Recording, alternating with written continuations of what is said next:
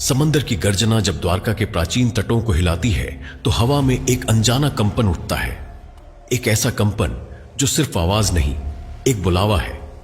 एक बुलावा उस रहस्य का जो धरती का नहीं बल्कि पाताल लोक, नागलोक और महादेव के प्रकोप से जन्मा है। कहते हैं कुछ जगहें देखी नहीं जाती, महसूस की जाती है। नागेश्वर ऐसी ही जगह है जहां हर पत्थर, हर लहर और हर सन्नाटा शिव के किसी अनकहे सत्य को अपने भीतर छिपाए बैठा है। पर एक सवाल हमेशा हवा में तैरता है, क्यों कहा जाता है उन्हें भय हरण? क्या सच में इस भूमि पर शिव स्वयं प्रकट हुए थे? क्या यहां की ऊर्जा इतनी प्रबल है कि सोई हुई कुंडलिनी भी जाग उठे? और क्या आज भी यहां पहुंचने वाला भक्त अपने भय को यहीं छोड़कर नई शक्ति लेकर वापस जाता है?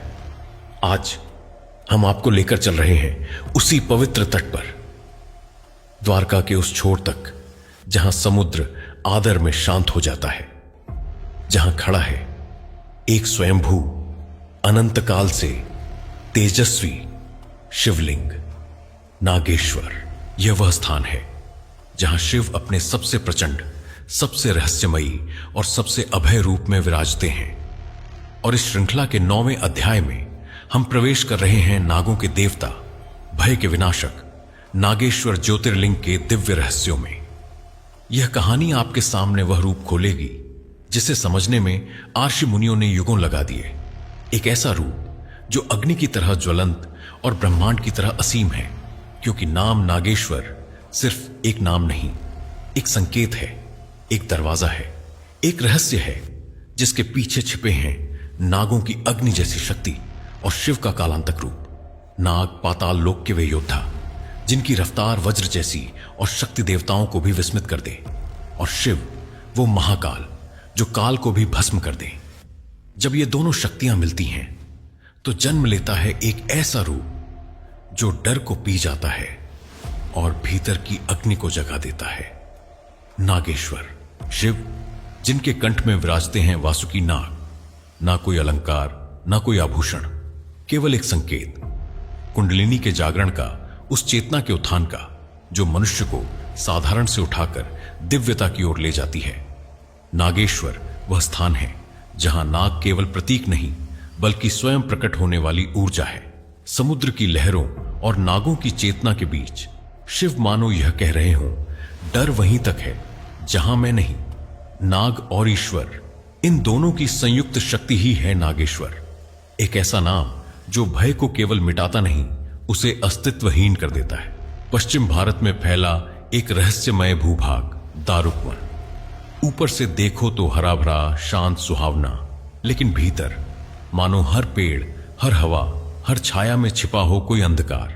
यह वही स्थान था जहां अधर्म ने धर्म को खुली चुनौती दी थी। यहीं उदित हुआ एक अत्याचारी राक्षस दारुक, और उसके साथ उसकी तांत्रिक शक्तियों से ओतप्रोत पत्नी दारुकी। दोनों सिर्फ राक्षस नहीं बल्कि असुर, जिन्हें वरदानों ने लगभग अजेय बना दिया था। दारुक को ब्रह्मा का वरदान था, जिस स्थान पर दारुकी मौजूद होगी वहां कोई देव उसे मार नहीं सकेगा। दूसरी ओर दारुकी को देवी पार्वती का वरदान था, वह पूरे वन को अपनी इच्छा अनुसार बदल सकती थी। वन की दिशा, मार्ग, जल, पर्वत सब उसकी तांत्रिक शक्ति के अधीन थे। वह जहां जाती पूरा जंगल अपनी संरचना बदल लेता, जिससे उसका पता लगाना लगभग असंभव हो चुका था। इन दोनों ने मिलकर दारुक वन को भक्ति विरोधी तांत्रिक दुर्ग बना दिया। आर्षियों की तपस्या भंग की जाने लगी। जो साधक शिव का नाम भी लेते उन्हें राक्षस पकड़कर घसीट लाते। आश्रम उजाड़ दिए गए, यज्ञ अग्नियां बुझा दी गईं, और जो रुके उन्हें डाल दिया गया एक अत्यंत क्रूर कारागार में, जहां हर सांस में भय था और हर क्षण में मृत्यु का साया। धर्म कांप उठा, पवित्र नदियां सूखने लगीं, आकाश मौन हो गया। देवता भी चिंतित थे, अमर से भी अधिक शक्तिशाली इस राक्षस को रोकें तो कैसे? दारुक वन एक जीवित नरक बन चुका था। हर पेड़ राक्षस की आंख जैसा, हर छाया तांत्रिक जाल जैसी। पर इस अंधकार के बीच एक लौ बुझने से इनकार कर रही थी, सुप्रिय। सुप्रिय कोई आर्षि नहीं था, न कोई योद्धा। वह एक साधारण नाविक था जो समुद्र की लहरों पर शिव का गुणगान करता था। आज वही भजन उन्हीं लहरों की जगह दारुक के कैद खाने की दीवारों को चीर रहा था। जब दारुक ने सभी साधकों को कैद किया, जब दारुकी ने पूरे वन को तांत्रिक जाल में जकड़ लिया, तब भी सुप्रिय की भक्ति नहीं टूटी। वह आंखें मूंद कर भीतर झांकता, उस जगह जहां शिव स्वयं विराजते हैं। उस मौन में भी वह बोलता, ओम नमः शिवाय। हर दिन, हर क्षण उसकी आवाज और ऊंची होती गई। ऊपर ऊपर से दबाई गई भक्ति आखिरकार आकाश को चीरकर कैलाश तक पहुंच गई। उसी दारुक वन में जहां समानांतरों का आतंक चरम पर था और शिव का नाम लेना सबसे बड़ा अपराध बन चुका था। एक दिन सुप्रिय को पकड़कर उसके सामने मृत्यु दंड सुनाया गया।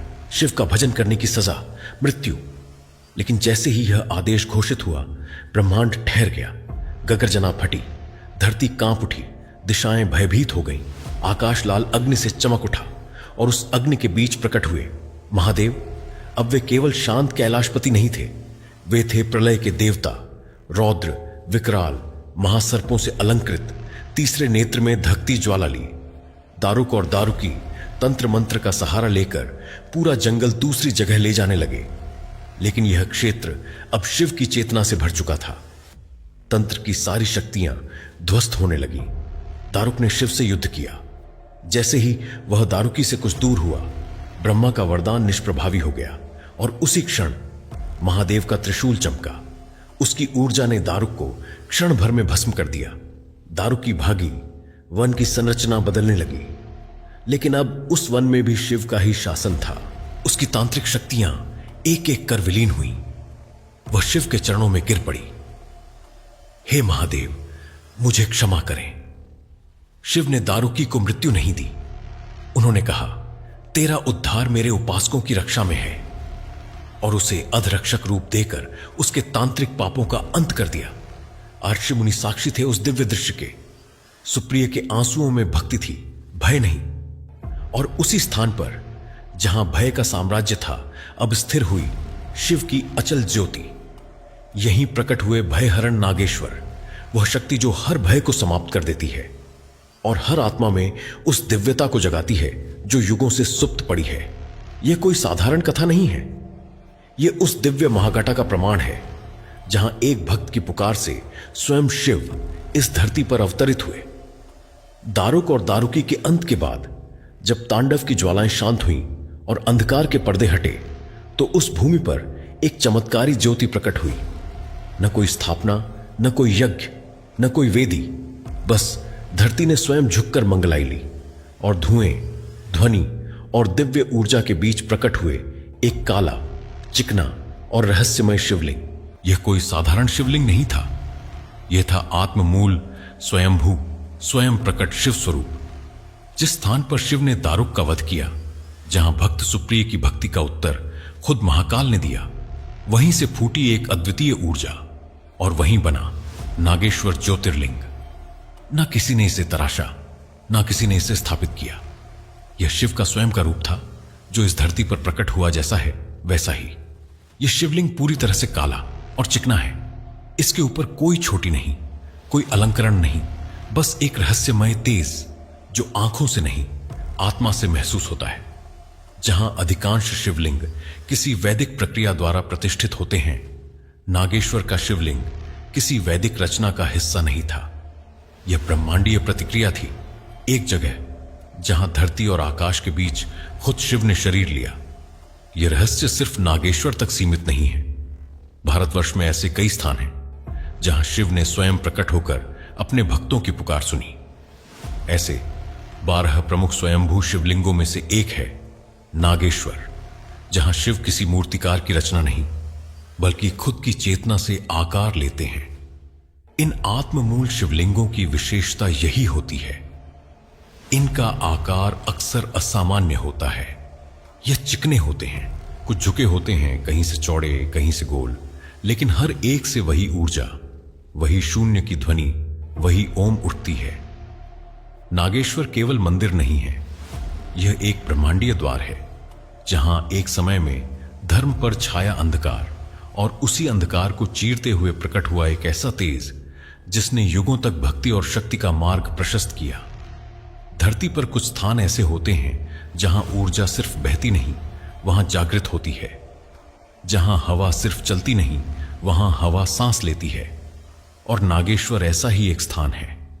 यह मंदिर केवल ईंट पत्थर की रचना नहीं, यह खड़ा है एक अदृश्य ऊर्जा चक्र पर, एक रहस्यमय ऊर्जा भंवर पर, जहां ब्रह्मांड की सबसे रहस्यमयी शक्ति नाग शक्ति लगातार बहती रहती है।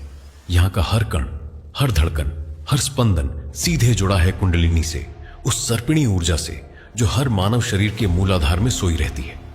कहते हैं जब कोई साधक इस धरती पर साधना करता है तो उसकी कुंडलिनी शक्ति जागृत हो सकती है और वह परम चेतना से मिलन कर सकता है। और यही कारण है कि नागेश्वर को सिर्फ शिव का निवास नहीं, बल्कि कुंडलिनी के जागरण का द्वार कहा गया है। यहां शिव केवल भय हरण नहीं है, यहां शिव जागरण करते हैं। ध्यान से देखो, शिव के गले में वासुकी नाग क्यों है? क्यों वह सांप उनके शरीर का अंग बन चुके हैं?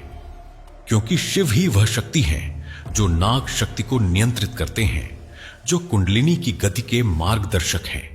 पुरानी मान्यताओं में कहा गया है कि नागेश्वर की भूमि पर बैठकर ध्यान लगाने से मानव शरीर के सातों चक्र धीरे धीरे सक्रिय होने लगते हैं। विशेष रूप से मूलाधार, स्वादिष्ठान और आज्ञा चक्र पर इसका गहरा प्रभाव होता है। यही कारण है कि यहां हजारों वर्षों से साधक आते रहे हैं, कुछ सिद्धि की खोज में, कुछ मुक्ति की आशा में और कुछ केवल शिव से मिलने। नागों की उपासना, कुंडलिनी का रहस्य और शिव की ऊर्जा, तीनों यहां एक त्रिकोण में बनते हैं, एक दिव्य संगम में। नागेश्वर मंदिर कोई आम धाम नहीं है, यह वह शक्ति केंद्र है जहां शरीर की सीमाएं खत्म होती हैं और आत्मा शिव की ऊर्जा में विलीन हो जाती है। एक ही नाम और दो स्थान, एक महाराष्ट्र के हिंगोली जिले में ओढ़ा नागनाथ और दूसरा गुजरात के द्वारका के पास नागेश्वर महादेव। लेकिन सवाल उठता है, इनमें से असली नागेश्वर ज्योतिर्लिंग कौन है? शिव पुराण के अनुसार भगवान शिव ने स्वयं 12 स्थानों पर ज्योतिर्लिंग रूप में प्रकट होकर संपूर्ण ब्रह्मांड को अपने तेज से प्रकाशित किया। पर जब बात आती है नागेशम दारुकोने की, तो इतिहास और भूगोल आपस में टकरा जाते हैं। ओढ़ा नागनाथ के अनुयायी मानते हैं कि वही असली नागेश्वर है। यहां की मान्यता है कि यहीं पर युधिष्ठिर ने पांडवों सहित तप किया था और यही दारुक वन का मूल स्थान है। मंदिर की बनावट, सदियों पुरानी परंपराएं और उसकी प्राचीनता इस दावे को और मजबूत करती हैं। दूसरी ओर द्वारका तट पर स्थित नागेश्वर मंदिर, जिसे भीषण समुद्री तूफानों के बीच भी अडिग शिव के रूप में जाना जाता है, यहां की मूर्ति विशाल है और इस मंदिर का उल्लेख स्कंद पुराण और शिव पुराणों में विस्तार से मिलता है।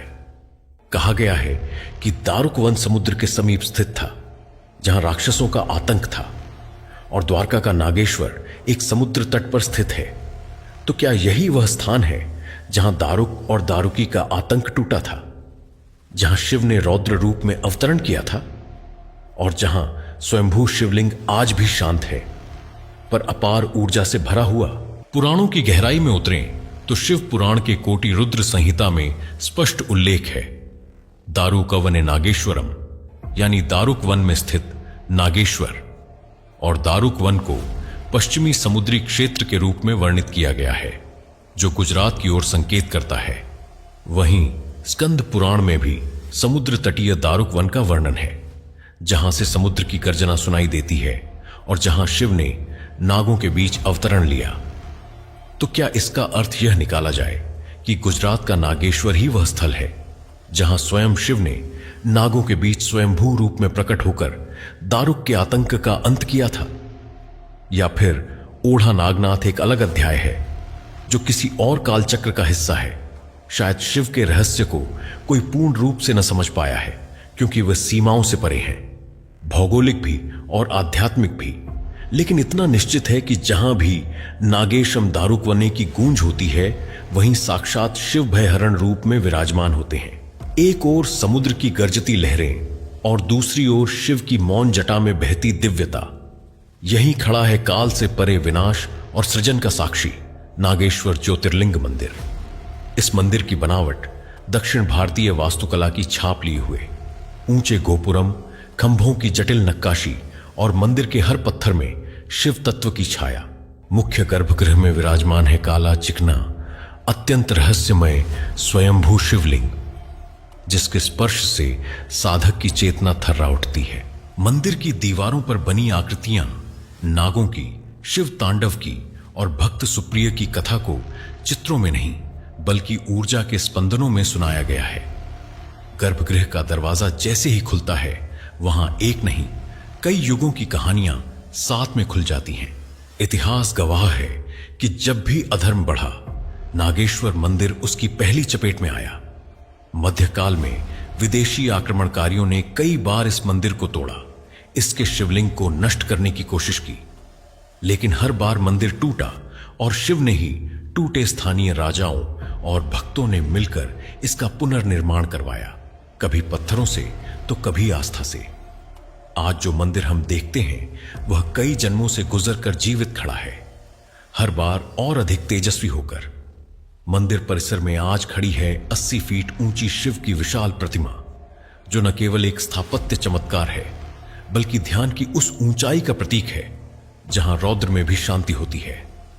इस प्रतिमा में शिव बैठे हैं ध्यान में, आंखें बंद, मस्तक पर चंद्र, गले में वासुकी नाग, लेकिन मुद्रा में है ऐसी शक्ति कि जैसे सारा ब्रह्मांड उनकी एक सांस पर टिका हो। रहस्य यह भी है कि इस मूर्ति का चेहरा समुद्र की ओर है। कहा जाता है यह शिव द्वारका की रक्षा कर रहे हैं, जैसे एक अदृश्य दिव्य कवच बनकर। यह मंदिर केवल एक पूजा स्थल नहीं, यह एक ऊर्जा केंद्र है जहां नागों की कुंडलिनी शक्ति और शिव की योग माया साधकों को किसी और ही आयाम में ले जाती है। यहां हर दिन हर रात हजारों श्रद्धालु आते हैं, लेकिन हर कोई एक अलग शिव को पाता है, क्योंकि नागेश्वर में शिव प्रतिष्ठित नहीं है, वे प्रकट हैं। और जहां शिव स्वयं प्रकट हों, वहां समय, शिल्प और संसार सिर्फ दर्शक रह जाते हैं। समुद्र गरजता है, लहरें उठती हैं, तूफान चीखते हैं, पर एक मंदिर है जो न हिला, न डरा, न टूटा। वह है नागेश्वर ज्योतिर्लिंग मंदिर। धरती का पश्चिमी किनारा, जहां अरब सागर दिन रात अपनी सीमाएं तोड़ने की कोशिश करता है, वहीं पर सदियों से अडिग खड़ा है यह मंदिर, न डूबा न बिखरा। सोचिए, 1 इंच की भी जमीन अगर खिसक जाए तो विशाल इमारतें धंस जाती हैं, लेकिन नागेश्वर मंदिर समुद्र की गोद में खड़ा होकर भी शिव की तरह स्थिर, अचल और अखंड बना रहा। न नमक ने पत्थर खोखा किया, न लहरों ने इसकी नींव को तोड़ा। क्या यह महज वास्तु कौशल है या कोई ऐसा राज जो आज तक अनसुलझा है? पुराने शिल्प शास्त्रों के अनुसार जब भी मंदिर समुद्र के पास होते थे, वहां जमीन के नीचे ऊर्जा स्तंभ बनाए जाते थे। इन स्तंभों का काम था समुद्र की नमी को सोखना, नींव को मजबूत रखना और मंदिर को भूकंप या तेज लहरों से बचाना। इतना ही नहीं, मंदिर की नींव में कुछ खास पत्थर इस्तेमाल किए जाते थे, जैसे छिद्रपूर्ण काला ग्रेनाइट। ये पत्थर पानी को सोख लेते थे पर उसमें घुलते नहीं थे। ऐसे डिजाइन को सिर्फ एक कुशल कारीगर ही नहीं बल्कि एक आध्यात्मिक इंजीनियर ही बना सकता था, जिसे ऊर्जा, पानी और जमीन की शक्तियों की गहरी समझ हो। जब वैज्ञानिक जवाब देना बंद कर देते हैं, तब शुरू होती है देवीय शक्ति की कहानी। स्थानीय मान्यताओं के अनुसार जब शिव नागेश्वर रूप में प्रकट हुए तो उनके आने से उस भूमि को एक अदृश्य दिव्य कवच मिल गया। कहा जाता है जब भी समुद्र अपनी हद पार करने की कोशिश करता है तो एक रहस्यमय शक्ति लहरों को मोड़ देती है। यहां तक कि जब तूफान आता है तो मंदिर की ओर आने वाली हवाएं अचानक अपनी दिशा बदल लेती हैं। आज भी शोधकर्ता इसका कारण ढूंढते हैं, लेकिन भक्त जानते हैं यह कोई भौतिक घटना नहीं बल्कि शिव तत्व का प्रभाव है। जहां शिव की ऊर्जा हो वहां समुद्र भी अपनी मर्यादा में रहता है। नागेश्वर मंदिर इस बात का जीता जागता सबूत है कि जब भगवान खुद बनाने वाले हों तो वह सिर्फ कोई इमारत नहीं बल्कि एक चमत्कार होता है। कृष्ण और शिव दो अलग लोगों के स्वामी, पर एक दूसरे के बिना अधूरे। और जहां इन दोनों की शक्तियां मिलती हैं वहां जन्म लेता है एक दिव्य ऊर्जा केंद्र, नागेश्वर। कथाकाल में जब श्री कृष्ण ने मथुरा का त्याग किया, वह जानते थे कि भविष्य के युद्धों से यदुवंश को बचाने के लिए एक दिव्य नगरी की आवश्यकता है, एक ऐसा स्थान जो सागर की गोद में भी अडिग खड़ा रहे। पर समुद्र के भीतर नगरी बसाना कोई साधारण कार्य नहीं था। इसके लिए चाहिए थी आकाश जितनी शक्ति और ब्रह्मांड जैसी अनुमति। और उस परम अनुमति के लिए कृष्ण पहुंचे इस रहस्यमय तटीय क्षेत्र में, जहां शिव स्वयं नागेश्वर रूप में विराजमान थे, एक सर्प जैसी ऊर्जा, अनंत और चक्रवात। यहां कृष्ण ने घोर तप किया। सैकड़ों वर्षों के समान लगने वाली साधना के बाद शिव प्रकट हुए और दिया वह आशीर्वाद जिससे द्वारका की नींव पड़ी। यह आशीर्वाद केवल भौतिक नहीं था, यह एक ऊर्जा कवच था जो द्वारका को हर आपदा, हर दैत्य और स्वयं काल से भी सुरक्षित रखे। क्या द्वारका नगरी का अस्तित्व शिव की शक्ति और नागेश्वर के आशीर्वाद के बिना संभव था?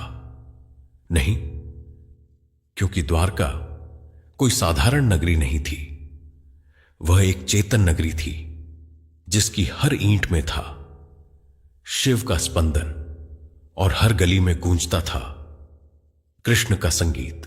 नागेश्वर मंदिर जो द्वारका के ठीक बाहर बना था, वह एक ऊर्जा स्तंभ बन गया था। इसी ऊर्जा स्तंभ के चारों ओर पूरा द्वारका शहर एक चक्र की तरह घूमता था। कहा जाता है कि जब भगवान श्री कृष्ण रात में अपने महल में ध्यान लगाते थे तो उनकी चेतना सीधे नागेश्वर शिवलिंग से जुड़ जाती थी। और जब द्वारका पर पहली बार समुद्र ने हमला करने की कोशिश की तो समुद्र ने खुद पीछे हटकर कहा, यह भूमि केवल इंसानों की नहीं, यह शिव की भूमि है। नागेश्वर वो जगह है जहां द्वैत खत्म हो जाता है। यहां शिव और विष्णु एक ही चेतना में मिल जाते हैं। यहां कोई बड़ा छोटा नहीं है, न यहां कृष्ण शिव से कम है और न ही शिव कृष्ण से अलग हैं। कृष्ण ने शिव की पूजा की और शिव ने कृष्ण की लीलाओं में सहयोग दिया। यह जगह बैकुंठ और कैलाश के बीच का ऊर्जा सेतु है, जहां भक्त चाहे शिव का नाम ले या कृष्ण का, उनकी आत्मा उसी एक परम ब्रह्म तक पहुंचेगी। द्वारका को अरब सागर ने निगल भी लिया तो नागेश्वर को कोई छू भी नहीं पाया, क्योंकि नागेश्वर सिर्फ पत्थरों का मंदिर नहीं है, यह ब्रह्मांडीय ऊर्जा का केंद्र है, जहां शिव और कृष्ण एक साथ सांस लेते हैं। जहां डर खत्म होता है वहीं सच्ची भक्ति की शुरुआत होती है। और इसी भाव का जीता जागता प्रतीक है नागेश्वर ज्योतिर्लिंग, जहां शिव भय हरण रूप में विराजमान हैं।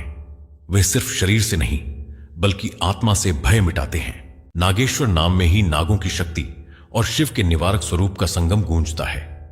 इस स्थान को बहरण इसलिए कहते हैं क्योंकि यहां आने वाला भक्त अपने जीवन के सबसे गहरे ढंगों से भी मुक्त हो जाता है, चाहे वो मृत्यु का भय हो, असफलता का डर हो, रोग और अज्ञात शक्तियों का भय हो, या मन माया और मोह का डर। यहां शिव केवल रक्षक नहीं है बल्कि अपनी दिव्य ऊर्जा से भय को आत्मा से बाहर खींच लेते हैं। कहते हैं जो व्यक्ति सच्चे मन से नागेश्वर शिव के सामने खड़ा होता है उसका भय उसी क्षण जलकर राख हो जाता है, जैसे कालांतक शिव का तीसरा नेत्र भय को भस्म कर दे। इस मंदिर में कोई चमत्कार ढूंढने नहीं आता, क्योंकि यहां चमत्कार होते नहीं, यहां चमत्कार जिए जाते हैं। कई श्रद्धालुओं ने गर्भगृह में एक अलौकिक प्रकाश को देखा है, ऐसा प्रकाश जो न दीपक की लौ है न सूर्य की किरण, बल्कि शिव की चेतना का प्रत्यक्ष स्पंदन लगता है। कुछ भक्तों ने वहां ऐसी रहस्यमयी ध्वनियां सुनी हैं जो किसी डमरू की तरह गूंजती हैं, पर उन्हें बजाने वाला कोई नहीं होता। यह मानो शिव स्वयं अपनी उपस्थिति को ध्वनि में बदलकर प्रकट कर रहे हों। परंतु सबसे रहस्यमय अनुभव है नागों का दिव्य दर्शन। बहुत कम लेकिन अत्यंत सौभाग्यशाली भक्तों ने बताया है कि उन्हें मंदिर परिसर में विशाल और शांत नाग दिखाई दिए, जिनकी आंखों में डर नहीं बल्कि सुरक्षा और शांति थी। ये नाग कौन हैं? क्या वे इस पवित्र स्थान के वास्तविक रक्षक हैं या शिव की जागृत कुंडलिनी का जीवंत स्वरूप? यह प्रश्न आज भी उतना ही रहस्यमय है जितना सदियों पहले था। आधुनिक विज्ञान के युग में भी जब कोई भक्त नागेश्वर की दहलीज पार करता है तो उसके भीतर एक अनजाना परिवर्तन होता है। मन अचानक शांत हो जाता है, मानो किसी ने वर्षों पुराना बोझ उसके कंधों से उतार दिया हो। शरीर में हल्की कंपन, हृदय में गहरी स्थिरता, और कईयों को ऐसा अनुभव होता है जैसे कोई अदृश्य शक्ति उनके सिर पर हाथ रखकर कह रही हो, डर मत, मैं यही हूं। हर वर्ष हजारों लोग बताते हैं कि इस मंदिर में आने के बाद उनके जीवन की रुकावटें धीरे धीरे हटने लगीं। कुछ की बीमारियां शांत हुईं, कुछ की मानसिक उलझनें मिटीं और कुछ के वर्षों से बंद रास्ते खुलने लगे। नागेश्वर मंदिर केवल शिव का निवास नहीं, भय से मुक्ति का द्वार है। यहां नागों की अदृश्य उपस्थिति, शिव की अनंत ऊर्जा और भक्तों की सच्ची आस्था मिलकर एक ऐसा अनुभव रचते हैं जो शब्दों में नहीं, केवल आत्मा में उतरता है। जहां भय समाप्त हो जाए वहीं शिव का आरंभ होता है। नागेश्वर वे शिव जो नागों के स्वामी हैं, जो अंधकार को निगलते हैं, जो प्रकाश का मार्ग बनाते हैं। यह वही ज्योतिर्लिंग है जिसने दारुक जैसे राक्षसों का अंत किया और आज भी हमारे भीतर छिपे भय, मोह और भ्रम को समाप्त करता है। वही शिव जो नागों की माला पहनकर हमारे अंदर का जहर पी जाते हैं। वही शिव जो अंधकार में उतरकर प्रकाश की राह दिखाते हैं। यह है नागेश्वर भयहरण शिव की महिमा, एक ऐसी दिव्यता जो डर को तोड़ती नहीं, उसे भस्म कर देती है। प्यारे साथियों, नागेश्वर की यह अद्भुत यात्रा हमें एक गहरा संदेश देकर समाप्त होती है। जीवन में सबसे बड़ा अंधकार बाहर नहीं, बल्कि हमारे भीतर छुपा भय, मोह और अज्ञान होता है। शिव हमें यह सिखाते हैं कि जब तक हम अपने डर का सामना नहीं करते, तब तक ज्ञान का प्रकाश हमारे भीतर नहीं फैल सकता। नागों की रहस्यमय उपस्थिति हमें यह बताती है कि जहां भय समाप्त होता है, वहीं से शिवत्व की शुरुआत होती है। वही शिव जो विष का नाश करते हैं, वही हमारे भीतर छिपे नकारात्मक विचारों को भी नष्ट कर देते हैं।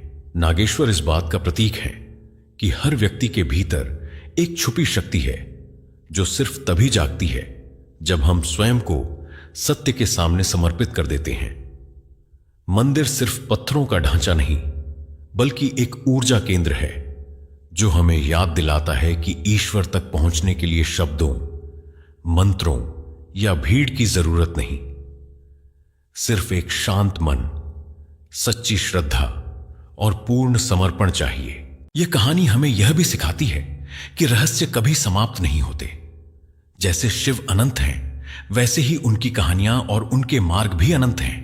हर मंदिर, हर कथा, हर मौन आवाज हमें शिव के किसी अदृश्य स्वरूप से परिचित कराती है। अंततः संदेश यही है कि जिस दिन हम अपने भीतर के अंधकार को स्वीकार कर उसे रूपांतरित करना सीख लेते हैं, उसी दिन हमारे जीवन में शिव प्रकट होते हैं और वहीं से हमारी आध्यात्मिक यात्रा आरंभ होती है। प्यारे भक्तों, यह कथा केवल सुनने के लिए नहीं, बल्कि महसूस करने के लिए है। यदि आपके हृदय में शिव का प्रकाश जाग उठा है, तो हमारे चैनल धार्मिक केंद्र को सब्सक्राइब करें और लाइक करें। इस प्रेम और भक्ति के संदेश को आगे बढ़ाइए ताकि हर हृदय में श्रद्धा और शक्ति का दीप जल सके। कमेंट में लिखिए जय नागेश्वर और जुड़िए उस ऊर्जा से जो हमें एकता, प्रेम और भक्ति सिखाती है। हर हर महादेव।